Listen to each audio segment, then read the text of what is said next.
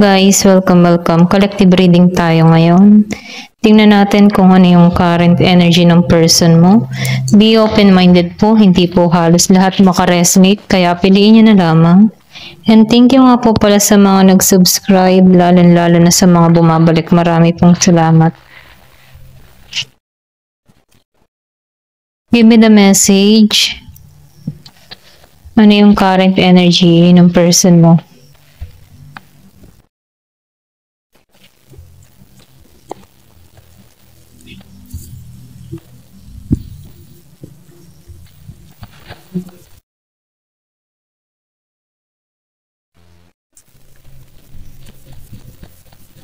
Nakikitaan ko dito, no? Meron ditong Year of the Rabbit. Meron ka ditong taong Virgo, Capricorn, Taurus. Meron Sagittarius. So, nakikitaan ko dito yung pagiging confident ng tao mo. Okay? Nandito siya sa moment na nagiging maganda yung kanyang buhay, nagiging maganda ang daloy ng kanyang kinabukasan, kabuhayan. So, nakikitaan ko dito na positive tong tao mo ngayon. So, nafe-feel ko dito yung pag-angat or pwede rin sabihin meron tong mga pinaplano dito. So, nakikitaan ko rin dito, no, nagkakaroon na to ng balanse, okay? Or pwede rin sabihin na kahit meron tong mga kinakaharap na pagsubok, siya yung tipo ng tao na magaling siyang mag-handle ng mga problema niya dito, okay?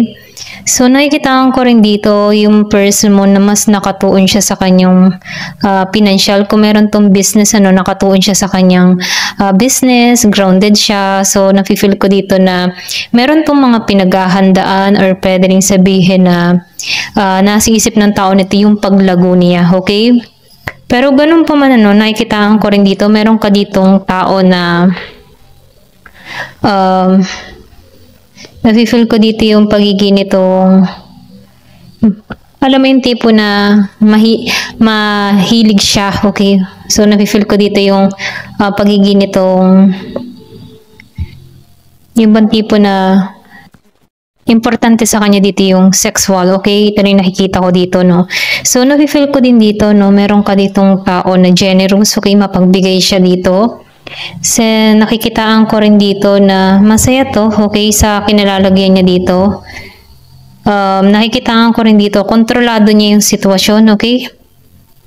So, nafe-feel ko dito, wala pa tong ginagawang hakbang sa'yo. Okay, ito lang nakikita ko dito. Kasi, mas sinusunod ng tao nito yung kanyang kutob or intuition niya bago tumungo sa'yo, no? So, nafe-feel ko dito na yung iba sa inyo nakaranas dito ng failure sa connection dito sa tao na to, no? So, itong tao nito, gusto nitong pumasok sa buhay mo na okay na siya, no? Wala nang problema sa kanya dito. Ito lang nafe-feel ko. Kasi itong tao mo, hindi na siya, alam mo yung tipo na maybe nung nagsasama pa kayo ng tao nito, pwedeng marami tong kinaharap na problema or pwedeng sabihin na meron tong mga paglilihim na ginawa sa'yo, no? So, nafe-feel ko dito na meron tong betrayal na ginawa sa'yo na kung saan itong tao mo, kung babalik man ito sa'yo, nakikita ko dito, inaayos niya muna yung sarili niya, okay? So, nakikita ko rin dito, no, sinusunod dito yung inner voice niya. So, nafe-feel ko rin dito, meron kang tao dito na spiritual, okay? Yung tipo na malakas yung kanyang instinct or pwede rin sabihin, sinusunod niya na yung kanyang inner voice or inner guidance dito. Alam niya na yung nagaganap or nangyayari, So, nakikita ko dito na meron kang tao dito na marami ng experience, lalo na sa hamon ng buhay. Na kung saan itong experience nito, ito yung kanyang namamaster na. Ito lang nafe-feel ko.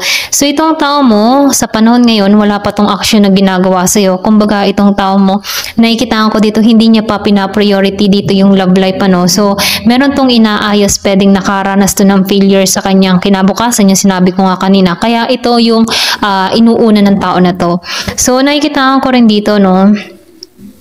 Ikaw, maybe nilet go mo na tong tao na to or pwede rin sabihin hinayaan mo na lamang ito, no? So, nakikitaan ko dito na naging mabuti dito or naging mapagbigay dito sa tao neto, no? Kumbaga, ginugol mo dito yung mahabang panahon or oras dito sa tao neto. Pero nafe-feel ko dito na ikaw ay nagising, ano? So, nagising ka dito sa katotohanan na hindi kailangan siya yung maging sentro ng buhay mo. Na kung saan, ano, nakikitaan ko dito na mas inuuna mo yung paglago mo para sa iyong sarili. Ito lang nakikita ko. So, meron ditong Scorpio, Cancer, and Pisces. Meron din ditong Virgo, Capricorn, Taurus. Give me the message.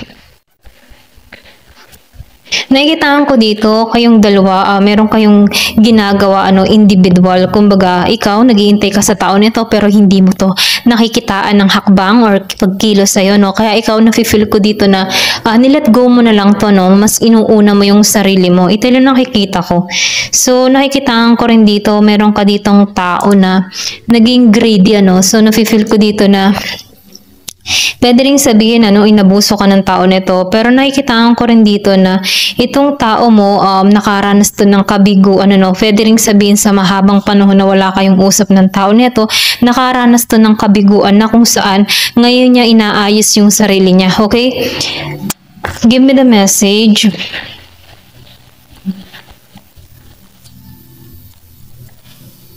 So, nakikitaan ko rin dito, no, meron ditong naging pabigla-bigla sa mga desisyon niya, okay?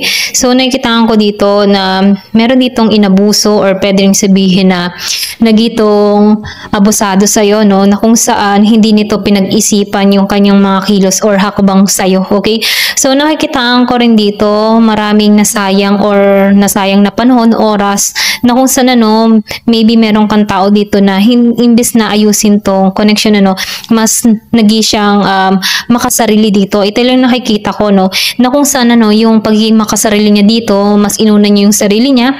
So, nafe-feel ko dito na bumalik din sa tao nito yung failure, okay? So, nakikita ko rin dito, no, meron kang ditong tao na nagkamali siya ng in-investment, okay? Kumbaga, meron tong mga nilabas na pera. Meron ditong Year of the Roaster. Merong Aries, Leo, Sagittarius. So, nakikita ko rin dito, no, meron ka ditong tao na maybe marami tong responsibilidad na kung saan, ano, yun muna yung inuuna niya, pwedeng sa family niya or pwedeng sabihin sa kapatid or kung siya man ay single mother, single parents, ano, mas inuuna nito yung mga inaasikaso niya or responsibilidad niya para sa tao, sa mga taong involved sa kanya, no. So, nakikita ko rin dito, ito din yung nagiging hadlang kung bakit hindi to nakilos sa'yo, no.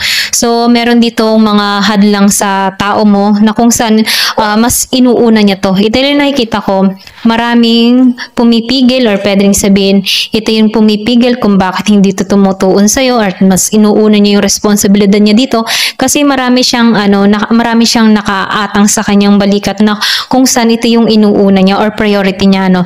Pwedeng meron ka ditong tao na breadwinner or pwede rin sabihin na siya lang yung inaasahan ng pamilya. Okay, ito lang yung nakikita ko. Pero ganun pa man, no, itong tao mo nakaramdam to ng maraming or pwede rin sabihin marami tong option, marami tong pinagpipilian.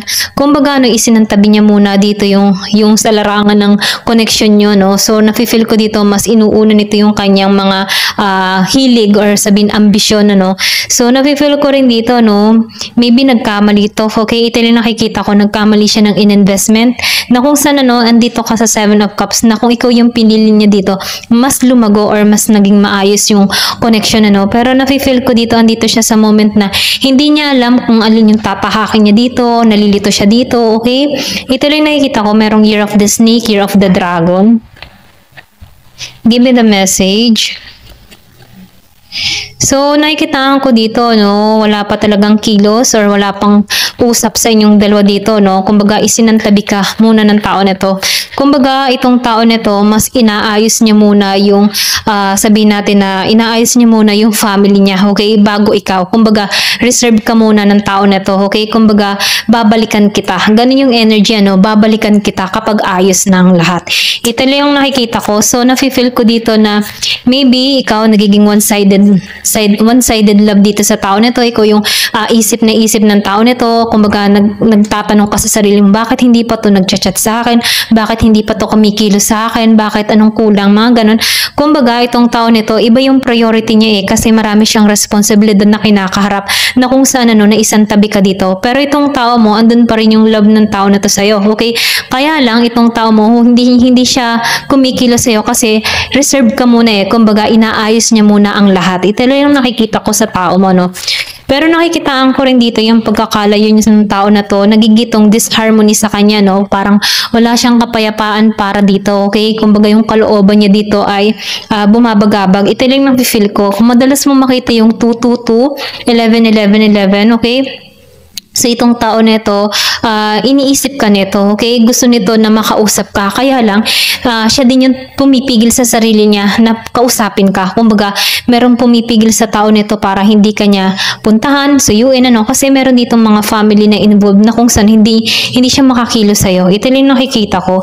So lumabas ang judgment, and temperance. So nafe-feel ko dito, hindi siya successful or hindi siya matagumpay, lalo-lalo na sa connection. Kasi yung kalooban niya dito, yung kanyang damdamin dito ang sinacrifice niya para rito kasi marami siyang responsibilidad, marami siyang inuuna dito na kung saan itong tao mo, nakikitaan ko dito na nawawalan siya ng balance pagdating once na iniisip ka ng tao nito. Kaya itong tao na to, hindi kanya muna pinagtutuunan ng pansin kasi hindi siya balanse, nasasaktan siya. Kaya isinantabi ka na muna nito, okay? So nakikitaan ko rin dito, itong tao mo ay ginigising for spiritual or pwedeng sabihin calling na to sa kanya, no? Pero nafe-feel ko dito, alam ng tao mo, kaya lang hindi niya to pinagtutuunan ng pansin. Ito lang nakikita ko, no? So, reflection, pwede rin sabihin, mirroring each other kayong dalawa ng tao na to, or pwede rin ka-twin flame mo to. Ito lang yung nakikita ko. So, itong tao mo, no, nafe-feel ko dito na once na ayos na ang lahat, okay? Kumbaga, once na natapos na nito yung responsibilidad niya, nakikitaan ko dito na meron tong mga pinaplano, okay? Meron tong gustong gawin, kasi nakikitaan ka ng tao nito na maaari magtagumpay yung connection, kasi nakikitaan ka ng tao nito na tapat at mapagkakatiwalaan, okay? So, ganun kanya tingnan, kaya lang itong tao mo, wala pa siyang pagkilos na ginagawa, pero nafe-feel ko dito, once na okay na ang lahat, nakikitaan ko dito tratrabahuhin ka ng tao na to, okay? Give me the message. So, nakikitaan ko rin dito, itong tao mo, hindi pa to gumagawa talaga ng hakbang dito, no? So, marami kang gumugulo sa isipan mo, okay? Kumbaga, sumasagi pa rin sa isipan mo tong tao na to, okay? Pero ganun pa man, nakikitaan ko dito na meron tong pag-iwas na ginagawa sa'yo, okay? Ito lang na feel ko. Meron siyang dahilan kung bakit ka iniiwasan ng tao nito kasi pwedeng masaktan ka niya muli, kapag hindi pa ayos ang lahat. Kaya, maybe mas pinipili ng tao na to na iwasan ka para nang sa ganun, kung babalik man siya sa'yo, maging okay na ang lahat. Kumbaga, marami pa tong mga inaasikaso or pwedeng meron pa siyang inaayos sa kanyang sarili dito. Kaya itong tao na to, hindi pa makakilos para sa'yo. So, ano pa yung mensahe sa'yo?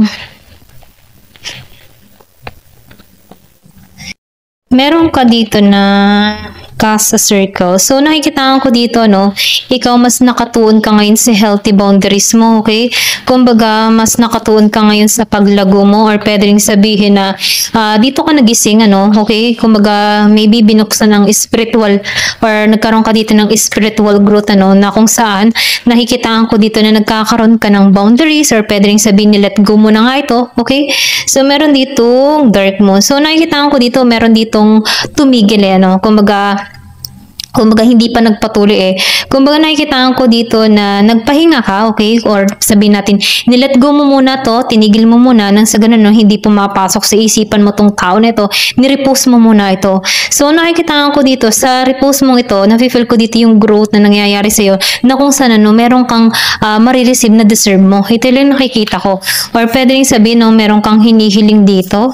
So, meron ditong crescent moon. So, nakikitaan ko dito na ikaw, nagkikip moving forward ka ng kumbaga nakatuon ka dito sa paglago mo or pwede rin sabihin na dumedire-diretso ka lamang para sa iyong sarili, So, sa nakikitaan ko dito, nilet go mo to at nagtuon ka sa sarili mo or pwede rin sabihin na gusto mong may makamit, or pwede rin yun yung ina-ambition mo, Ito lang nakikita ko. Kumbaga, handa ka na muna, handa ka na umalis sa comfort zone mo, na kumbaga, gusto mo maka-experience ng bago, okay? So, meron ditong lunar eclipse. So, nakikitaan ko dito na magbubukasan ng oportunidad patungo sa'yo or pwede rin sabihin na mas nakatuon ka muna sa paglago mo or sabihin natin na meron kang gagawing hakbang para sa ikaaangat mo. Ito lang nakikita ko sa'yo ay hanggang dito na lamang po. Thank you for watching. Love and peace.